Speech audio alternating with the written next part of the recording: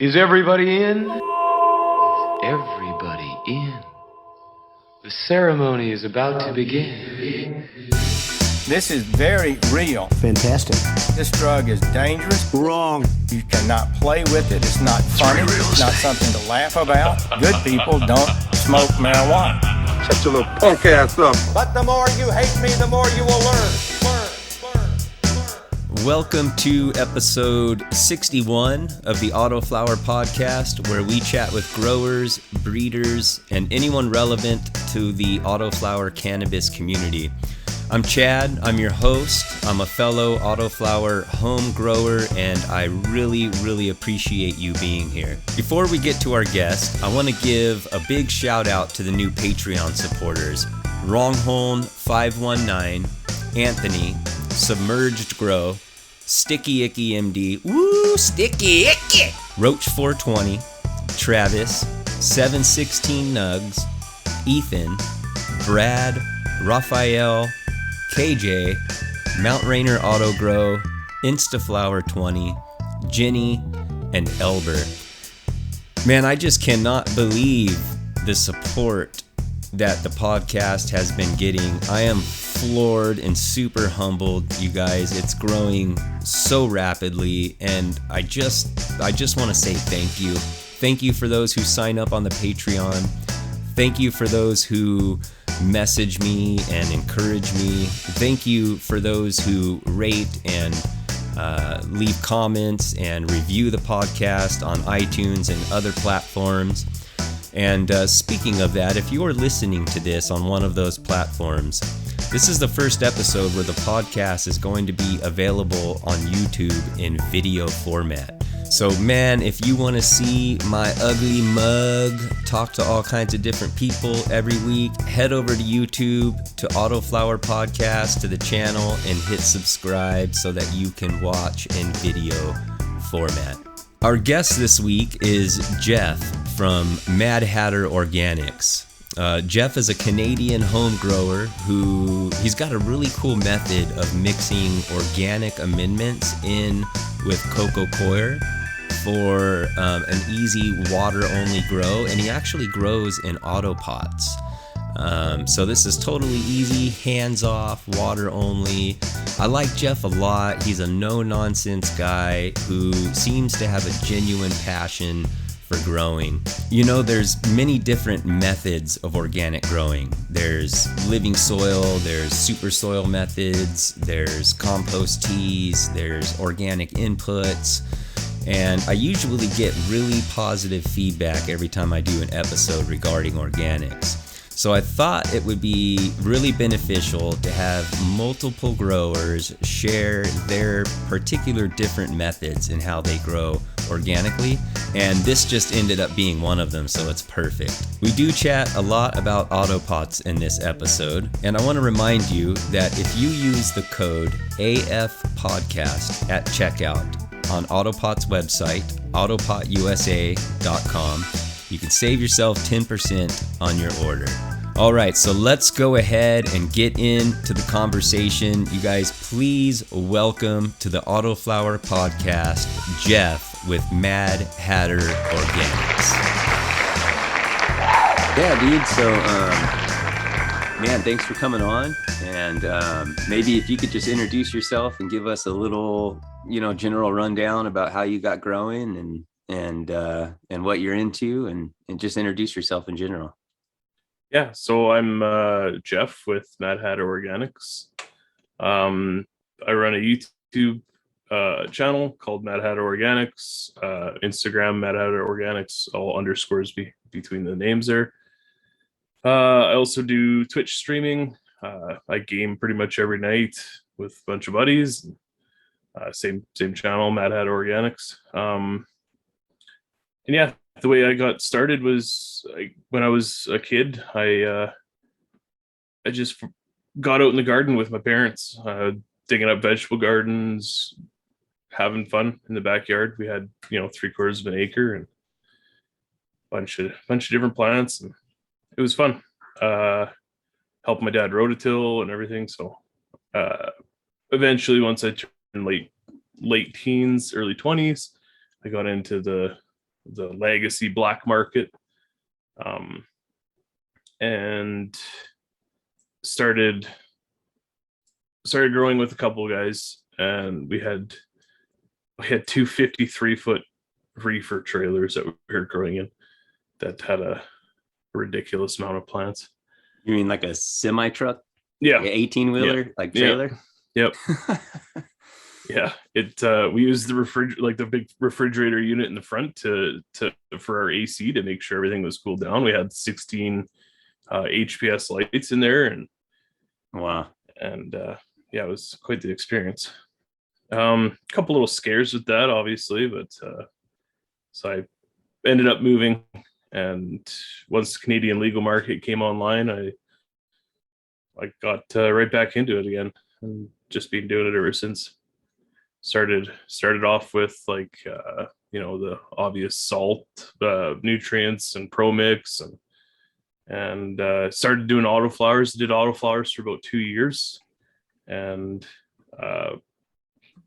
it was good. It was rocky to begin with. I mean, lots of people say that Autoflowers are for beginners, but if you to me, if you really just don't know what you're doing and you're just throwing stuff at it and overwatering it and everything, it's kind of just hit or miss.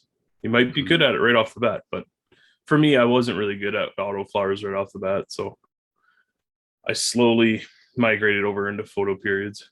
But did you find sorry to interrupt you, did you find photo periods, since you started with autos and went to photos, did you find that the photos are a little bit easier, at least to learn on? Because of the vegetation, because you can control the vegetation period and things like that. Yeah, I think you make a good point, man.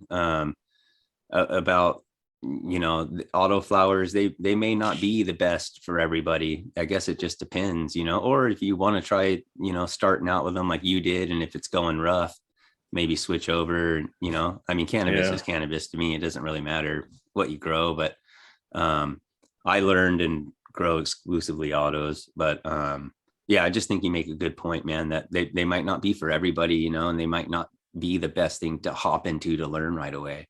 Yeah, I guess it just depends on who you are and what your experience is. But yeah, and I'm not saying they're not good for the beginners. I'm just saying the way that I was growing probably wasn't the best for Autoflowers. So I switched over to organics and photo periods, and it just became easier for me. Mm-hmm. But if I go back to Autoflowers now, I think I'll absolutely kill it. So it was probably just the way I was doing it, right? Crappy water, not enough aeration in the soil, overdoing it with the nutrients, overwatering. It was probably just the way I was doing it. So yeah. So what got you off of the bottled newts and into organics? I was having lots of typical CalMag issues, and I switched over to Fox Farm Ocean Forest soil. Mm-hmm. And since when I did that, it was just like night and day difference. All I had to do was water, and the plants grew amazing. No deficiencies, no toxicities, no nothing. Yeah. So I was like, I just kind of something clicked, and then I went kind of that Synganic way and introduced bottles back in after the nutrients was depleted out of the soil. And as soon as I did that, bam, CalMag issues. I was like, there's got to be something that I'm doing with my nutrients that's messing with things. So I switched fully over to organics and haven't had CalMag issues since. And it's just been as long as you're getting that right amount of nutrients in every month, with the top dressings and the teas and everything, you're never going to deplete your soil with nutrients. So it's always going to be there. Mm-hmm. Yeah, it's it takes a lot of the guesswork out too, especially with, I find, growing organically, especially when I was using synthetic nutrients, different strains, they can handle different strengths, especially in Autoflowers, at least. That's been my experience. So if I would have 4 or 5 plants and I was feeding them all, I used to feed them the Fox Farm liquid nutrients and stuff. Mhm. And if I would just mix all these nutrients up in like a 5-gallon bucket and then just water all my plants with it. But sometimes I would run into issues because one of the plants, may be really hungry compared to some of the other ones. Some of them might burn easier. And I find that it was super sensitive in that manner where, sometimes I would overfeed one while one might be on the lighter green side, kind of almost wanting a little bit more, or you could push it a little bit more. And then I find myself mixing up, little 1-gallon things instead of a 5-gallon one, which to some people might not be a big deal. But to me, it was like, man, this is kind of, tedious and stuff. So that didn't make me switch over. But once I did kind of switch over more organically and stuff, that's something I looked back on and I was like, like I don't miss doing that. I don't miss getting little containers and kind of doing each one for whatever, even. And, a lot of Autoflowers, people are doing a perpetual grow where they've got different stages in the tent. And man, if you're organic and you're mostly just watering with just plain water, it's like, you just do the same thing to everybody in the tent. You know what I mean? Yeah, exactly. Yeah. Especially with the AutoPots, like AutoPots, organics, and just plain water. And it's so simple, right? All you have to do is fill your res up and every plant just takes what it wants. Yeah. So you're on AutoPots as well. Yeah. I'd love them, man. Like I was saying, I watched your video on how to set them up and how to, with the hydrogen balls on the bottom and the air domes and everything, and the organic mix that you mixed up. Yeah, it got me into it and haven't turned back since I actually bought another four bucket setup. And that's and cool, man. I run a perpetual setup with the AutoPots. That's awesome. Yeah, I'm getting ready to buy some single the individual pots with the individual tray instead of the easy to grow system that I have where they're doubled up. But like while we're on the subject of that really quick, because a lot of people are crediting me with coming up with this, like, and I didn't. I mean, that's not what you were just doing, but a lot of people do credit me. Like they're like, Chad came up with it, and it's like I actually didn't. And so I just want to give credit where credit is due. Dan, Full Duplex, he's the one who turned me on to it. He had his own super soil mixed in these things, and he was doing water only. And he was suggesting to me, like, you might want to try this. And then so I did. And then it kind of got popularized, I guess, through the podcast. But I just want to give a shout out and give, credit where credit is due. That was actually Full Duplex's he was the first one that I saw doing it anyways. Nice. So what are you growing as far as your soil? What kind of organic grow do you got going on? Because there's so many different types of organics, what's your particular method? I know you're probably familiar with Mr. Canuck Grow. Yeah. I basically just stole his recipe, tweaked it to how I wanted it, but it's pretty much his recipe or wherever he got it from. I use cocoa with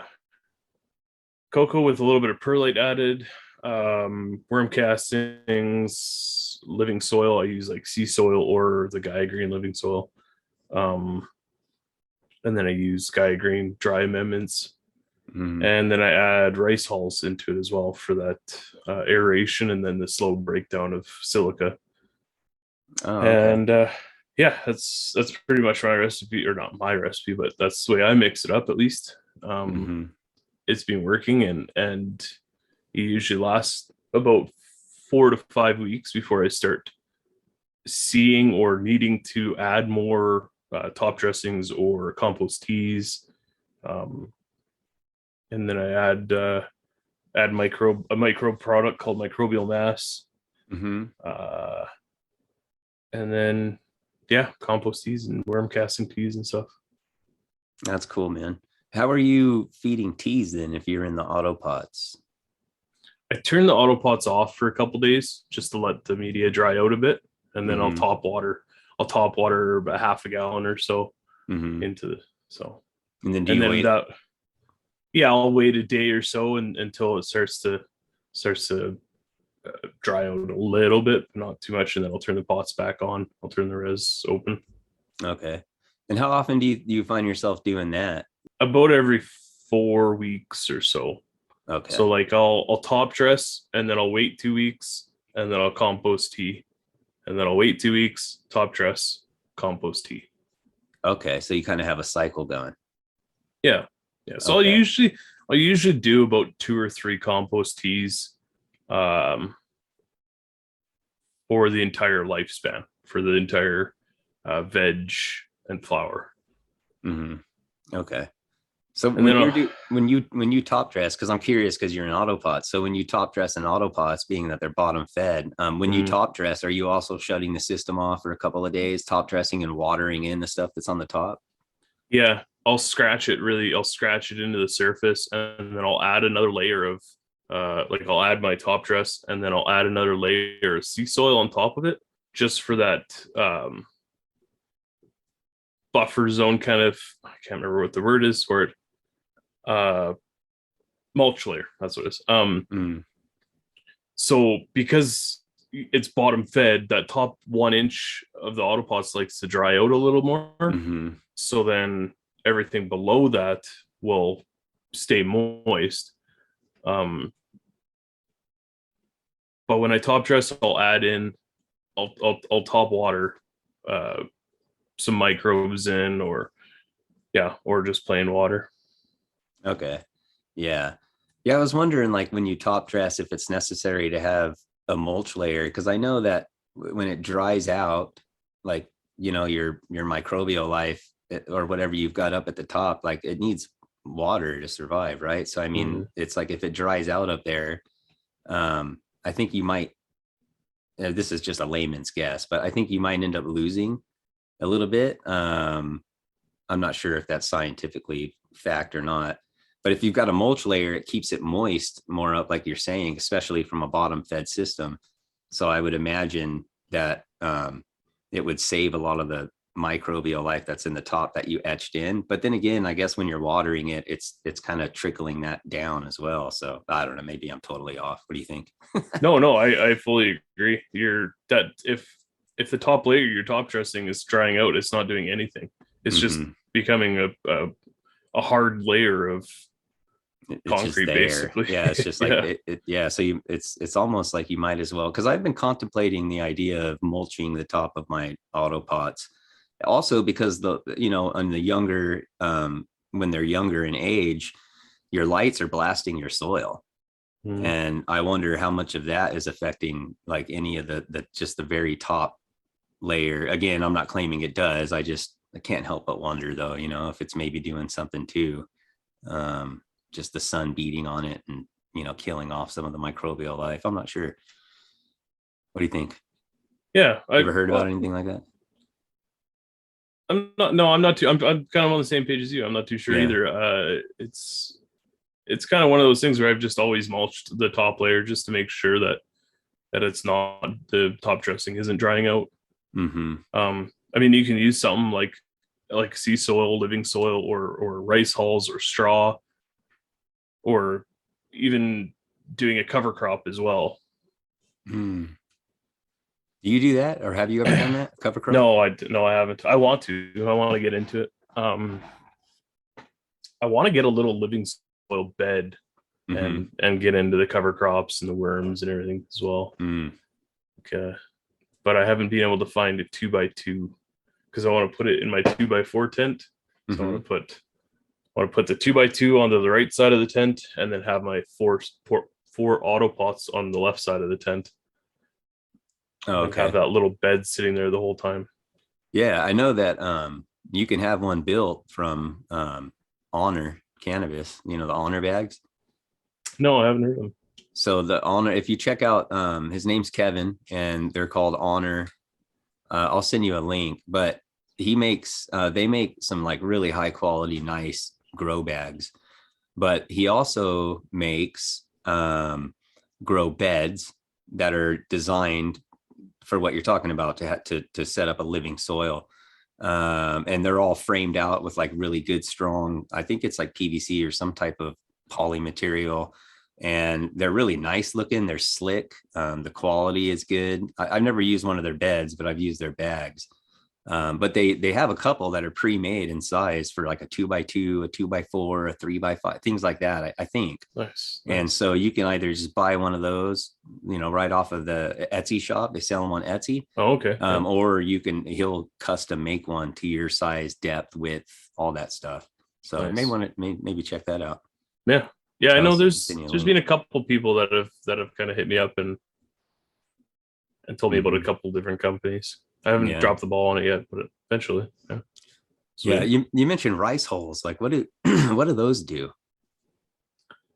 They're an aeration. You use them instead of perlite Really? to aerate your soil. I Yeah. did not know that. And then once they start to break down and decompose, they turn into a silica additive for your plants to help cell wall structure and a defense system, pretty much. Wow. They're you can get them at breweries, like beer and whiskey breweries and stuff like that. They use them in their fermenting process. That's super cool, man. Yeah, like I had this huge 50-pound bag. I got it for like $20. Really? It's cheap. Yeah, That's like truly organic right there, because you, instead of putting perlite in there, you're aerating it with stuff that's breaking down, right? Yeah. So the microbes are breaking that down into something that's beneficial for your plant. Yep. And then, wow, that's cool, man. I'm gonna have to check into that. yeah. Lots of people use it. It's Yeah. Shows that I got my head in the sand when it comes to certain things. Oh, well, yeah, that's cool, man. Yeah.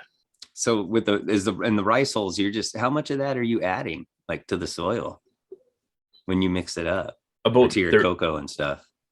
About 30%. Oh, okay. Yeah. Speaking of like the whole organics thing, I actually just purchased Jeff Lowenfeld's book, Teaming with Microbes. Have you ever heard of that? Yeah. I've listened to his audiobook on Amazon there. Yeah, that's cool. I'm gonna read all of his books, so I'm just gonna do them one at a time. So I'm starting with Teaming with Microbes. It looks like really interesting. It's got pictures in it and stuff. I'm really stoked and looking forward to digging into it, man. Yeah. You really have to, like, when I was listening to it, I was just blown away about how like in depth it gets. And you pretty much have to be like a biologist to like understand what he's actually saying. But it's crazy. It's a wealth of knowledge for sure. All his books are. You'll pull some pretty good stuff away from it. Yeah, good. I'm looking forward to it. Yeah.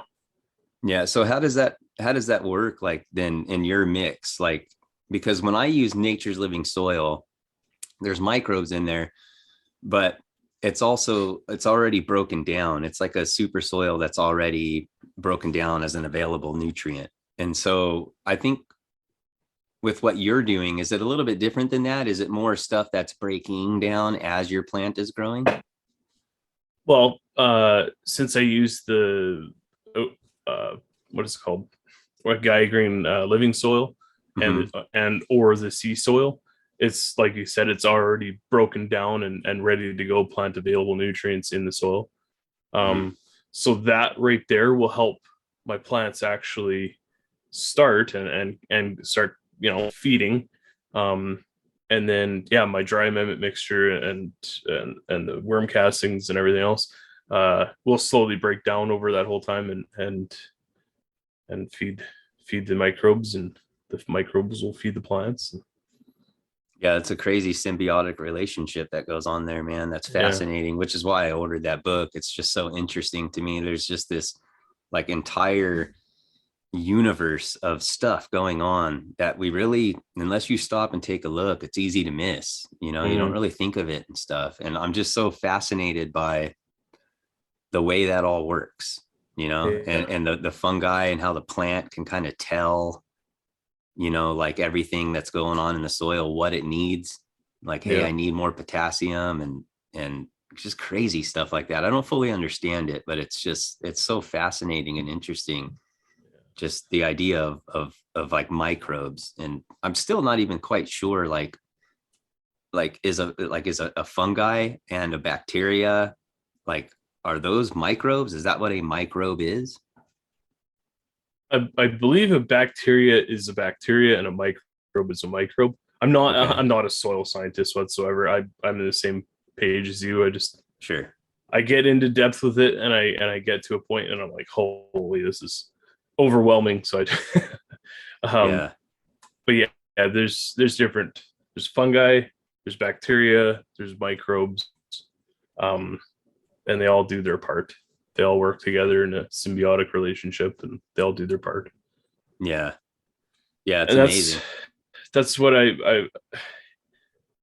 I found the hardest thing about organics when I first started was getting too overwhelmed with all this knowledge, with all this information that's out there, where uh, you want to get into the worms, you want to get into the microbes, you want to get into the fungi and all the rest of the stuff, and it's just like it blows you away and you get overwhelmed, so you kind of get pushed away from it. But it's not like that at all. You can don't get overwhelmed with it and keep it simple, like the kiss stuff. Mm-hmm.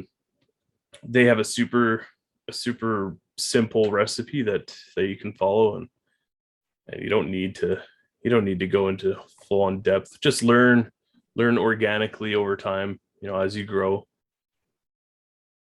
Yeah, that's why I want to do more episodes on organics. And well, number one, I've been getting quite a few messages here and there, throughout time, just asking me questions about organics that I don't really know. A lot of it I don't know, and when it comes to bottled nutrients, it's like you just kind of just read the directions and you mix things up accordingly, the ratios, and you feed the plants and you step back and that's it.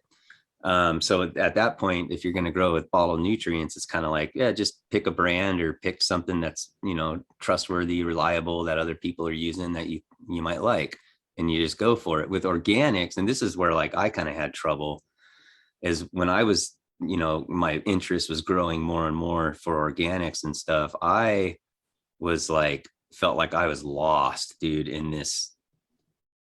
Like I felt like a little kid in a big schoolyard. Like there's just so many different ways to go. There's living soil, like you're talking about, with worms and like actual life and decomposing material going on, like as if you were in a forest, or in the woods or something. And then there's like super soil, where people are adding dry amendments and letting it kind of sit in there for a little bit and then planting in it, and there's a little bit of nutrients in there and they continue to break down over time. And then there's, you can just grow in like a normal potting soil, but you're adding organic inputs. You know what I mean? Like you're feeding like a bottle, like nutrients, like you would with synthetics, but they're organic inputs, they're organic nutrients. Yeah. And so a lot of people are like, how do I grow organic? And it's kind of like, well, there's multiple paths. Yeah, it's kind of like, well, you gotta kind of figure out like what avenue you want to go down, and it could become very complicating to even decide. Yeah, but I agree with you, man. If you just try to keep it simple, that's what I was initially trying to do, is get something that was a little more, less time consuming, more kind of just streamlined, less adding stuff to my water and being able to just kind of water. That's kind of what drew me to it, you know? But what are some ways that you try to keep it simple, in your method? Like, what are you doing to keep it simple? Or do you just consider your method itself the simplicity? Yeah, pretty much. And the added automation that I have, like I run all the Inkbird controllers, like temp and humidity controllers, and everything just runs by itself. So yeah, I'm pretty much hands off. Like I have a kid, I work a 9-to-5 job. I come home, I try to do YouTube stuff and edit and this and that, and I'm busy. So I try to just, dedicate a good solid couple hours to mixing up my soil and getting everything prepared, and that's it. I don't have to touch it for another month. I don't have to do anything. Like I said, every couple weeks, so I'll add in a compost tea just to help with the microbes and add more microbes and add more sugar. And Yeah, my whole method's kind of just simple. It's Mm-hmm. just hands off. Yeah. So the It's nice. microbes you're adding are it's microbial mass, and that's like a bottled Yeah. bottled microbes basically. Yep. Is that Yeah, kind of it's like a similar to a mammoth pea and exactly. stuff like Yeah. that? Okay. Exactly. It's an amazing product. Yeah. I've noticed a huge difference as soon as I use it in my plants. I use it right from seedling all the way to harvest. Oh, do you? I'll inoculate my Rockwell cubes with it, and yeah, use it all the way. Oh, okay. Yeah. Well, let me ask you this, dude. When you grow in organics and stuff, do you I love to ask everyone this question, man. Do you flush at the end of the cycle? No, I don't flush. I reuse all my soils. Like I'll use them out in the backyard and the potting flowers. My wife's got a little flower business too, so she uses all my old soil and reuse it all. So there's no point in flushing with organics. You're just Yeah. why waste all the microbes and all the nutrients still in there? Yeah. It's not. I don't even know. That's a whole. I mean, there's white paper documents on it on both sides that it's beneficial to flush and it's not beneficial to flush. Like it's in salts, I mean, but I don't think it's necessary to do it in organics whatsoever. Yeah. So you don't reuse your soil like in your next grow? Do you do anything like that, or you just go spread it out and use it for other plants and stuff like that? Yeah, I don't reuse it for my next grow. I could, but I'm running into 3.9 gallon AutoPots. So they get root bound. So they get, their roots are just socked right inside there. And yeah, I tried to reuse some of the AutoPot soil and it didn't go very well because there's so many roots in it. You almost have to put that stuff into a compost pile or something and let it break down. Yeah. And that's what I do too. I'll add in some into my compost pile.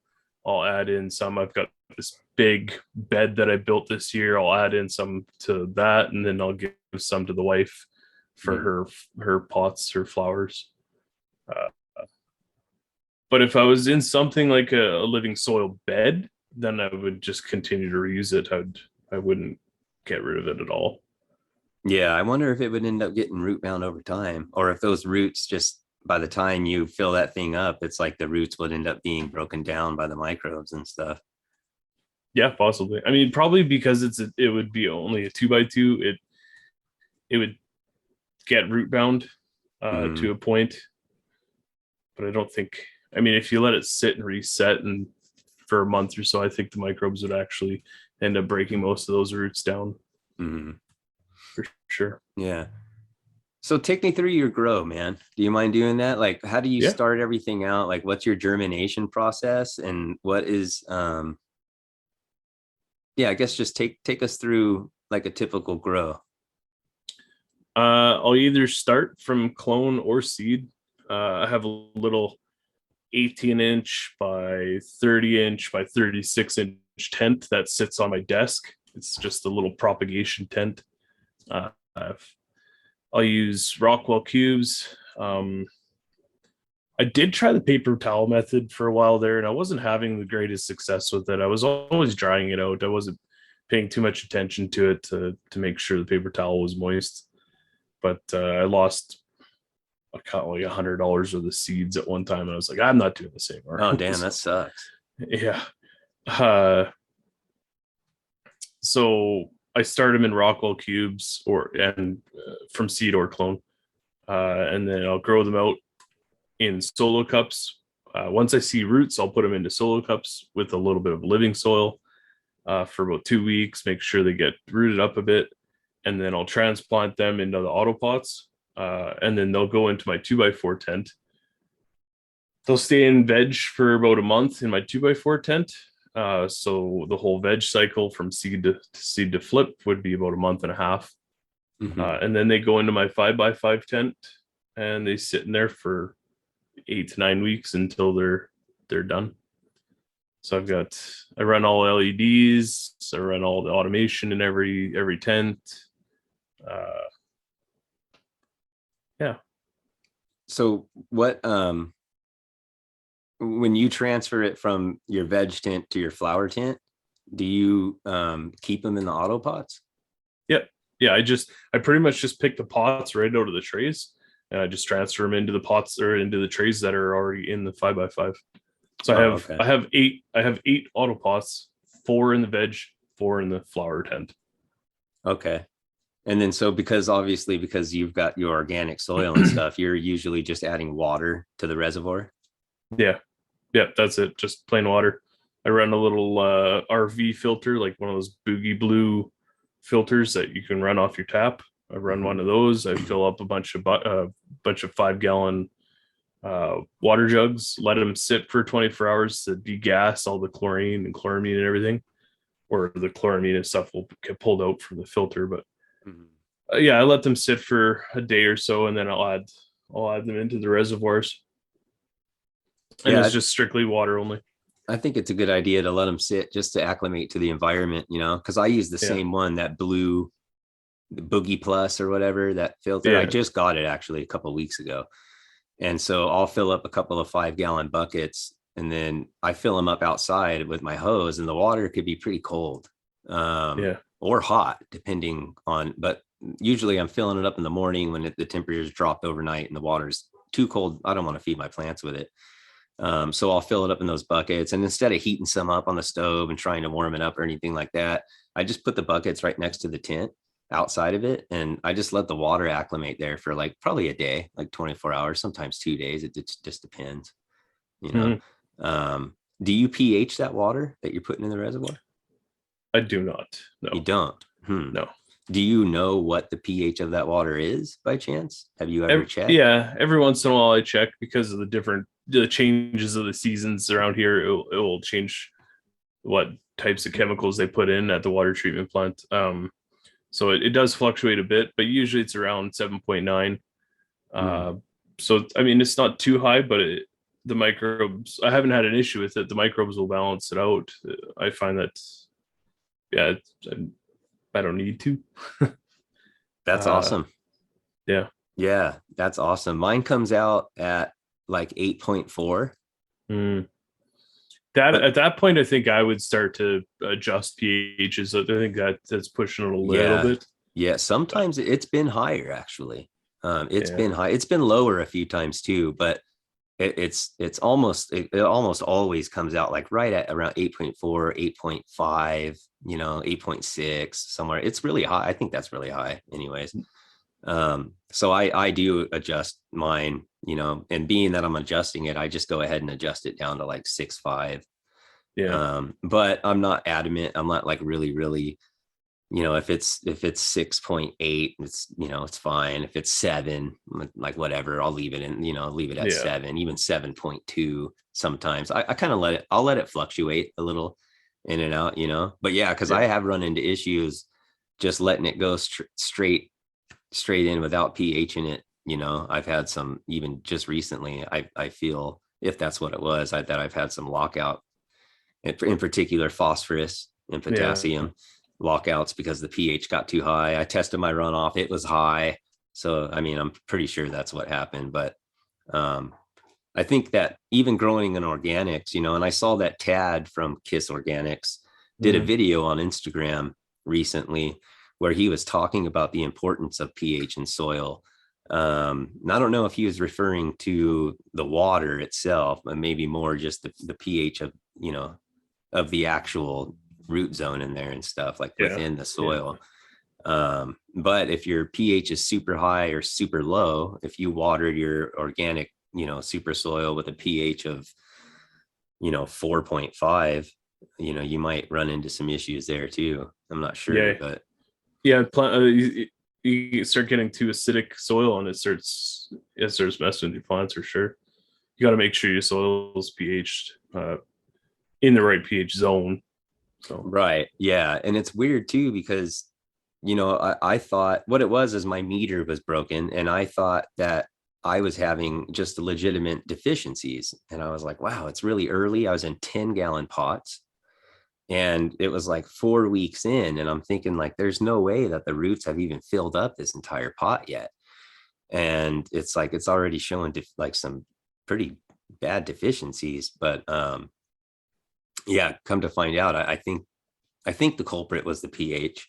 Yeah. And then I had watered, I had fed a tea with Nature's Living Soil, which is, it's like readily available nutrients. So like I fed a pretty heavy tea.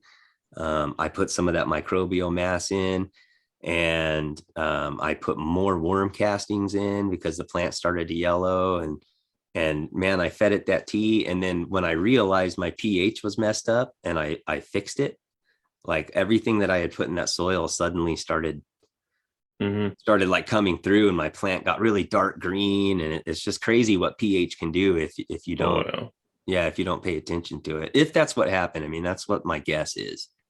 Yeah. Yeah, it's a pretty good guess for sure. Yeah. Yeah. So like you said, so you're watering, just you fill up your reservoir. Do you got one reservoir for both tents, or you got different reservoirs for? Yeah, I got two reservoirs, one for the veg tent, one for the flower. I Okay. do want to get one big reservoir, just so I can just fill that up and it will do both tents. And two of them just takes up a weird amount of room. So one would just correct things for me. Yeah. Yeah, I love the AutoPots, man, because it takes the guess out of overwatering and underwatering. And that's why I like them, because even like 4 years into growing, I mean, which isn't that long, but still it's, 4 years is a while for me. I still overwater sometimes. Oh yeah, 100%. And that's exactly why I went to AutoPots as well. Yeah. The simplicity of like hands off, and the over and under watering issues that I was always constantly doing. Yeah, like a couple years into it, still doing it. And I see guys all the time on Instagram, like their plants are just like super droopy, and just like, you can correct that issue with an Autopot. It's initially it's a couple $100 or whatever, but in the long run, you're just gonna love it. Like, it's so simple. Yeah, I do love it, man. In fact, I'm getting ready to get some more. Like I might just get a whole nother system, actually, just one system for each tent. Like, I wish it would just come out with a 10-gallon setup, like a bigger setup. They have that, I think, 6-gallon setup, but it's just doing organics. You just want more organic soil. You want to have that there, instead of always having to worry about top dressing, adding teas, making sure that the soil's still living. Yeah, I mean, you can definitely set it up with with 20-gallon pots if you wanted to. I mean, but you wouldn't be able to have the nice plastic fitted, you'd have to like do a tray with a big like fabric pot or something, and then put a plant skirt around it so the light doesn't hit the water and create algae and all that stuff. And that's one option that you could do, I guess, for a bigger pot. I've heard down the grapevine that they're coming out with skirts that you can wrap around 5-gallon pots or whatever, or different size pots. I think they have them on their website, if I'm not mistaken. Okay. Yeah, maybe I always go on the Canadian website, so I don't know if they're out on the Canadian website yet or not, but it would be nice to be able to grow bigger pots for sure. Yeah, I was thinking too, because I've got like a 55-gallon, a big black plastic reservoir it's not from AutoPod, it's just for something unrelated, but I'm like, I don't really use it anymore. And I'm thinking like, man, if I get some new systems for my tents with the individual trays, take this like 55-gallon thing like out in the backyard, hook up my old AutoPot trays to it, I can like grow all kinds of vegetables back there, man. Fill that thing up with 55 gallons of water and walk away for like a month, just let them do it, let them do their thing. Even set it up so you can have a rain barrel system. Like, you don't even have to worry about filling it up with tap water. The rain can do it itself. So. Oh yeah, well, that ain't gonna happen here, brother. Yeah, I guess Southern California. I'm in the Southern California where it's like, yeah, man, it hardly rains, dude. Yeah.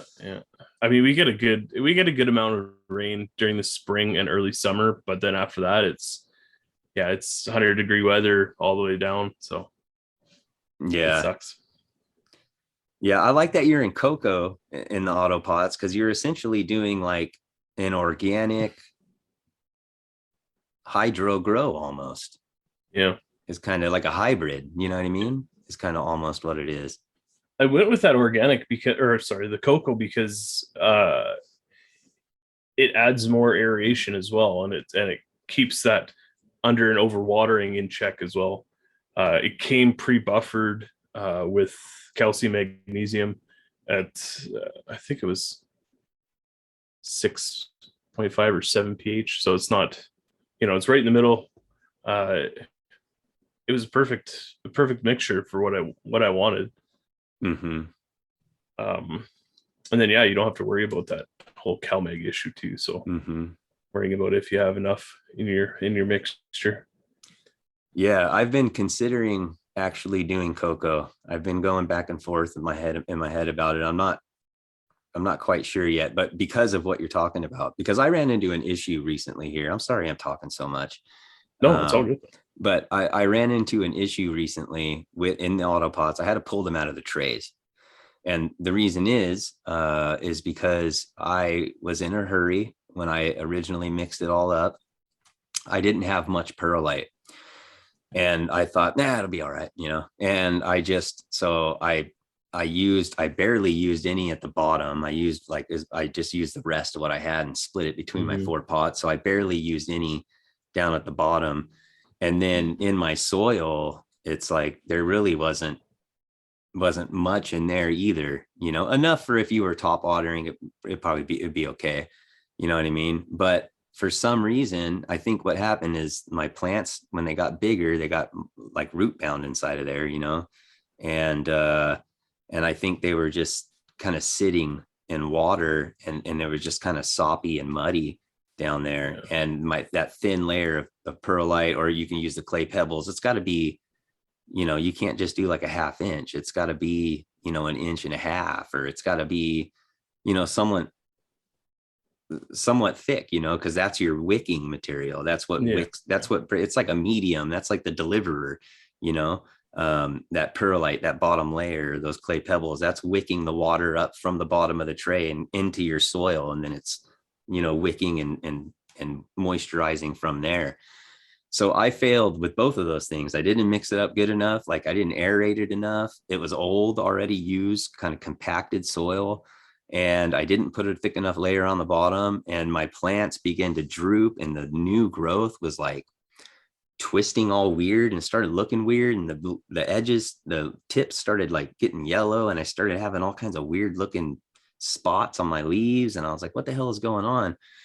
And so again, it's only a guess, but I think it's because I had them sitting in those pots, and they like stopped taking up water almost. It's like they were just sitting in it forever. And it was like, like 5 days goes by, and I look at my reservoir, and it's like, it's not empty at all. It like barely any.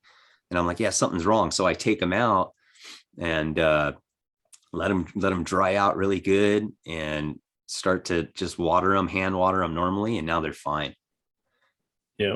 Because I'm top hand watering them, and even watering them from the top, though, they're a little, one of them in particular is like, it takes a while for that water to come through and get out the bottom. So it's like in AutoPots in particular, it's so important to have your soil or your medium aerated. And so that's why I'm considering cocoa. That's exactly why I'm considering cocoa. And you can mix cocoa like you do with organic amendments. Yep. Yeah, there's nothing stopping you. It's like the microbes need oxygen to breathe. They also need moisture. So that cocoa is the perfect mixture for that. And then the roots also need oxygen, and they need moisture. So it's also the perfect mixture for that. Do you run the air domes? I didn't this time around, but I wish I would have, because I do think they make a difference.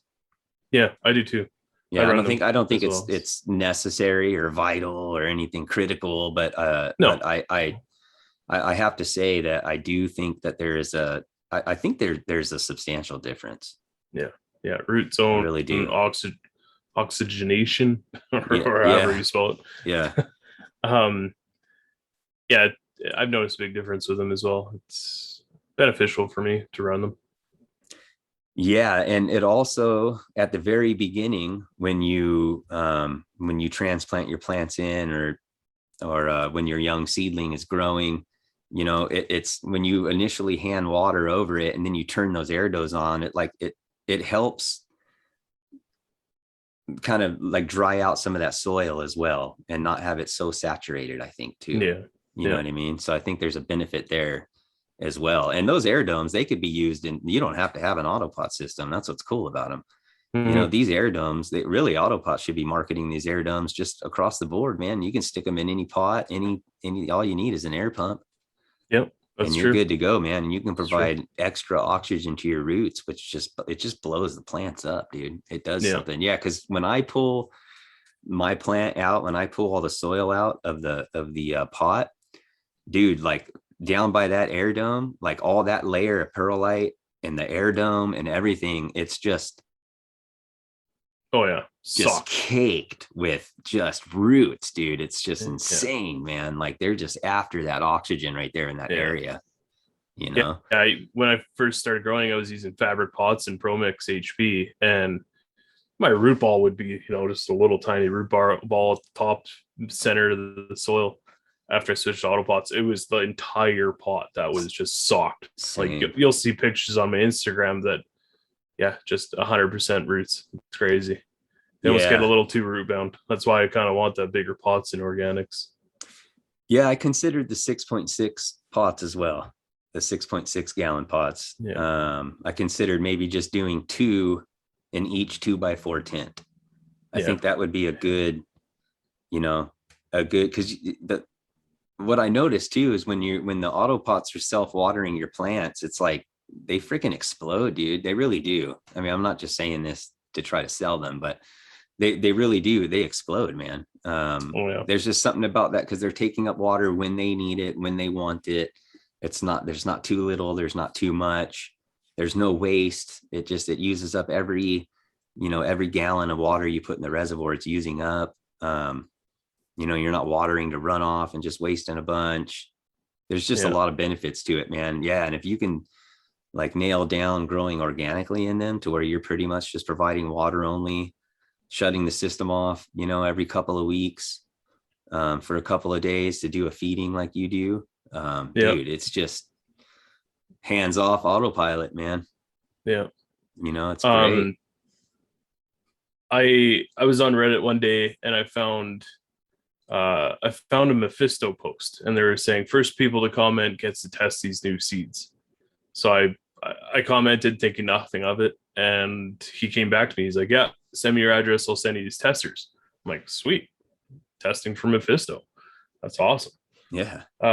Once I did that, I found the other testers around Canada, and there was a guy up in the Yukon. His name's on Instagram. His name's Autopotamus. Mm-hmm. And he grows in cocoa in AutoPots with canna nutrients. And he grows absolute monster plants, like 1 to 1.5 pound plants. You're kidding. And it's so simple. He's doing it so simple. Cocoa, perlite, canna nutrients. That's it. And these plants are monstrous. Is he on Instagram? Yeah. What's his name? Username? Autopotamus. Okay. Like hippopotamus, but autopotamus. What's the guy off Transformer? I can't remember Transformers movies there. Optimus Prime. Yeah, Optimus Prime. Yeah, kind of similar to that. Autopotamus. Yeah, okay. All right, I'll have to go check him out. Everybody, go check that guy out. Yeah, he grows some insane plants, and he's being shouted out. He grows Night Owl and Mephisto stuff, and he grows some wicked plants. Thought they have him on the podcast. Yeah. Oh, that's cool, man. Yeah, that's the simplicity of cocoa, right? I like that. I just like the idea. I'm considering, maybe I'll give it a try. Maybe I'll just do my next run in cocoa with my Nature's Living Soil, Autoflower concentrate. I'm going to mix up some mycorrhizal fungi in there. Do you use any mycorrhizal fungi products or Yeah. anything like that? Yeah. Yeah, I use Dino Myco. Yeah, I'm gonna start using that exclusively, I think. I bought a bag of their mycorrhizal fungi, and I bought some extreme gardening mycorrhizal fungi. And I mean, both are great. And I don't know if it's attributed to the Dino Myco in particular or not, but I did I did a side by side kind of just not really a test, but I just kept an eye on them. I did, one tint with Dino Myco and the other tint with Mycos. And in the earlier vegetation stage, like coming out of the seedlings into vegetation, it sure seemed like the ones with Dino Myco might have been having a little more, I don't know, speed and just growing a little faster, healthier type thing. Cleaner roots for sure. Yeah. I mean, again, total just, layman over here, just doing a side-by-side thing in my own little world, but it's not, it's total bro science. It's not scientific. But so I reached out to them too, and I let them know that I like their product, and I'm actually going to probably have them on, to talk about mycorrhizal fungi and what it is, and just kind of go over their product in general. Yeah. But yeah, they're good stuff. I'm sponsored by a company out of Ontario called MediGrow Solutions.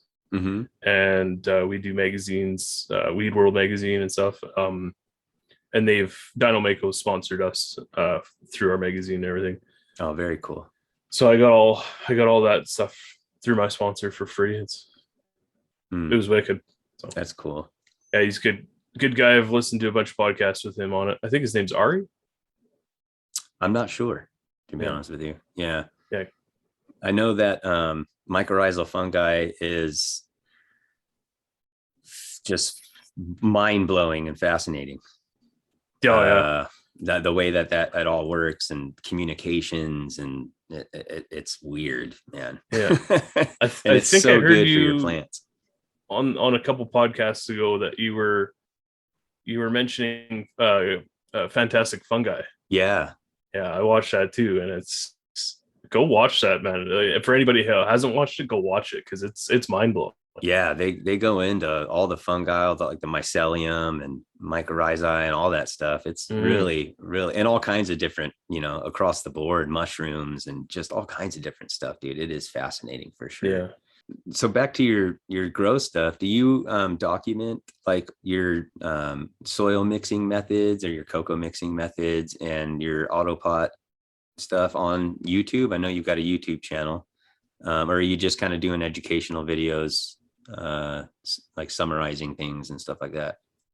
Yeah. I haven't done a soil mixture how-to yet, but that's in the works. I have done little how-to videos, how I take clones, how I start my seeds, and then I do a discussion topic where I'll just talk about the basics, like super simple basics of things, short 4 or 5 minute videos, and then I'll do garden updates as well, showing off what I've got going on and how I've done it throughout the process.